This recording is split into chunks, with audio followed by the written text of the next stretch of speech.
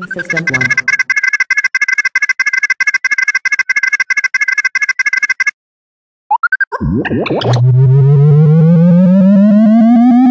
System 1 loaded.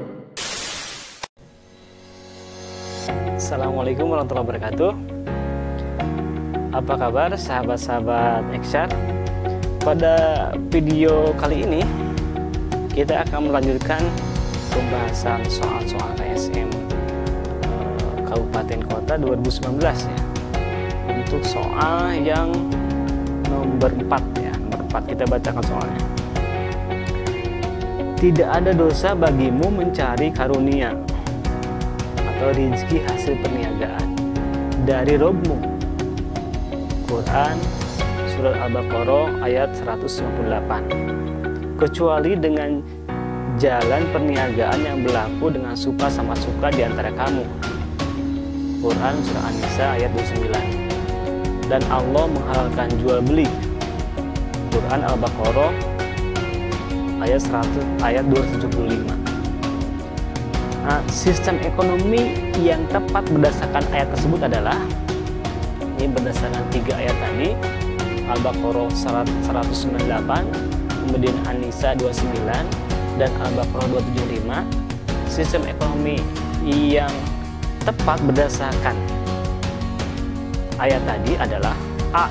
Sistem ekonomi tradisional, B. Sistem ekonomi terpusat, C. Sistem ekonomi liberal, atau D. Sistem ekonomi campuran. Coba A, B, C, atau D. Nah, untuk bisa menjawabnya kita coba kaji literatur ya. Sistem ekonomi. Apa sih sistem ekonomi? Sistem ekonomi itu adalah suatu organisasi yang terdiri dari berbagai subsistem, terdiri dari berbagai bagian yang saling mempengaruhi, yang saling bekerja sama ya, dalam rangka mencapai tujuan ekonomi. Itu sistem ekonomi. Dalam beberapa hal, sistem ekonomi Islam merupakan kompromi dari sistem ekonomi yang ada. Ada sosialis, satu kutub, kapitalis. Dalam beberapa hal mungkin ada kemiripan, ada kompromi. Tapi dalam banyak hal, sistem ekonomi Islam berbeda dengan dua sistem yang ada. Ya. Inti paradigma sistem ekonomi Islam bersumber dari Al-Quran dan Sunnah. Dua sumber utama tersebut, ya, Quran Sunnah ini, tidak dapat diparalelkan dengan yang namanya sistem ekonomi kapitalis dan sosialis. Makanya dalam banyak hal berbeda ya, antara sistem ekonomi Islam dengan dua sistem ekonomi yang sekarang berkembang. Nah, kalau begitu apa itu sistem ekonomi Islam? Mungkin kalau ditarik benang merahnya, sistem ekonomi Islam itu adalah sistem ekonomi yang didasarkan pada ajaran dan nilai-nilai Islam. Nah, sumber dari nilai-nilai Islam tersebut secara keseluruhan itu ada dalam Al-Quran, Sunnah, Ijma, Qiyas. Lalu kalau kita bicara lebih jauh lagi dalam usul fikih, ada al-ada, ada masalah mursalah dan sebagainya. Ya, tapi induknya adalah Al-Quran dan Sunnah. Itu sistem ekonomi. Nah, dalam pandangan Islam sudah disampaikan juga di video sebelumnya bahwa ekonomi itu dimaknai atau berasal dari kata al-iqtisad. Al-iqtisad itu berasal dari kata qasdun. Al-qasdu yang berarti keseimbangan, ya, yang berarti keadilan, yang berarti pertengahan. Nah, sudah disampaikan juga dulu dalam video pertama bahwa ada 4 karakteristik utama sistem ekonomi Islam menurut Yusuf Al-Qaradawi, seorang tokoh besar asal Mesir. Pertama ada al-iqtisad rabbani, yang kedua al-iqtisad insani, yang ketiga al-iqtisad al-haqi, yang keempat al-iqtisad wasati. Karakteristik ekonomi Islam merupakan turunan dari karakteristik umat Islam sebagai umat yang moderat, umatan wasaton. Kita ketahui dalam Al-Baqarah 100 184, ummatan wasaton. Ada 3 makna wasaton di situ. Pertama adalah tawasud, ya. Tawasud itu artinya moderat. Yang kedua ada sebut dengan tawajun, ya, seimbang. Yang ketiga ada khairon, ya, yang terbaik. Berdasarkan 3 makna ini, sistem ekonomi Islam tidak ada tempat, ya, dalam sistem ekonomi Islam tidak ada tempat untuk ekstrim kanan, ekstrim kiri. Kalau saya istilahkan ekstrim kanan itu ya kapitalis, ekstrim kiri itu sosialis. Nggak ada tempat untuk 2 hal itu, ya, nggak ada tempat. Jadi kalau kita lihat pilihan yang 4 tadi, ada sudah mulai condong tuh, berarti kemana tuh, ya, jawabannya yang kemana. Tapi kita bisa mulai lebih jauh lagi. Setidaknya ada 7, ya, kalau saya uraikan dari beberapa literatur, ada 7 karakteristik sistem ekonomi Islam. Sebagaimana bisa dilihat di tampilan di sini. Ada 7, ya. Pijakan utama nilainya adalah Al-Quran, Sunnah. Kepemilikan seseorang bukanlah yang mutlak, ya. Kemudian juga sifat kepemilikan manusia itu sementara. Kemudian kerjasama sebagai ruh, mencegah konsentrasinya sumber daya ekonomi pada sekelompok orang.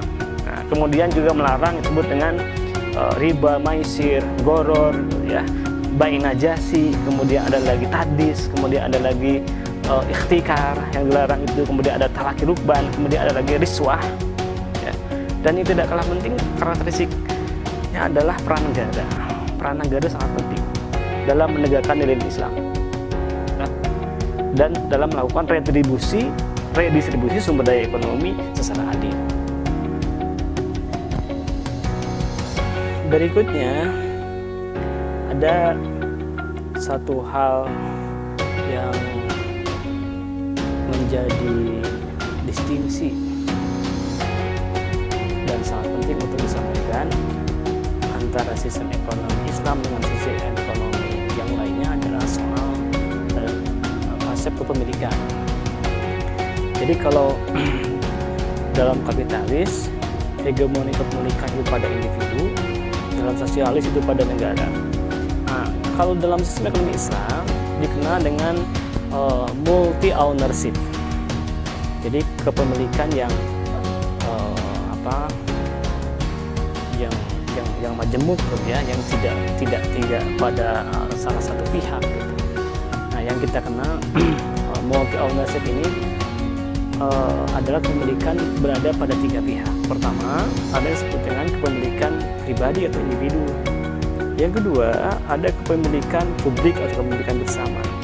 Yang ketiga, ada kepemilikan negara. Kepemilikan individu atau al-milikiyah al-fardiyah, ya, contohnya adalah hasil kerja seseorang itu milik individu. Warisan, hibah, hadiah itu milik individu. Yang kedua, ada kepemilikan umum al-milikiyah al-ammah, contohnya adalah fasilitas publik, ya, infrastruktur publik, jalan raya, dan lain sebagainya. Kemudian yang ketiga, ada kepemilikan negara atau al-milikiyah ad-daulah. Ini sebetulnya kepemilikan negara itu harta milik seluruh kaum muslimin, ya. Hanya pengelolaannya menjadi wewenang dan amanah negara, dan semaksimal mungkin digunakan untuk kesejahteraan rakyat. Itu konsep kepemilikan dalam sistem ekonomi Islam. Terakhir, untuk bisa kita melihat bagaimana sistem ekonomi Islam itu adalah dari sisi siapa yang menjawab 3 masalah dasar ilmu ekonomi, 3 masalah pokok ilmu ekonomi. Apa, bagaimana, untuk siapa ini? What, how, for whom itu siapa yang menjawabnya? Ya.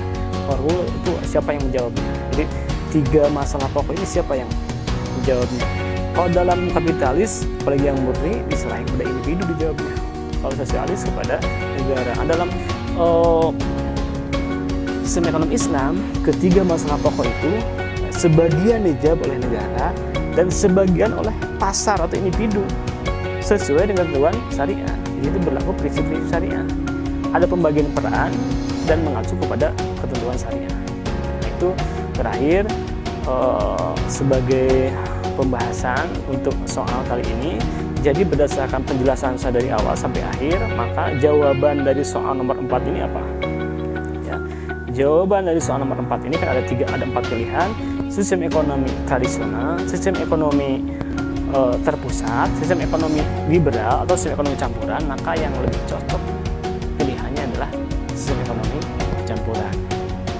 Itu mudah-mudahan bermanfaat ya, di antara literatur yang bisa dikembangkan untuk menjadi rujukan. Di antaranya ada buku ini ya, ada Introduction of Islamic Economic dari Askari, Iqbal, Mirator. Kemudian ada lagi kalau yang di Indonesia ini Pengenalan Inklusif Ekonomi Islam. Ada lagi Ekonomi Islam ini yang ditulis oleh Bank Indonesia bersama UI ya. Demikian, terima kasih, mudah-mudahan bermanfaat. Assalamualaikum warahmatullahi wabarakatuh.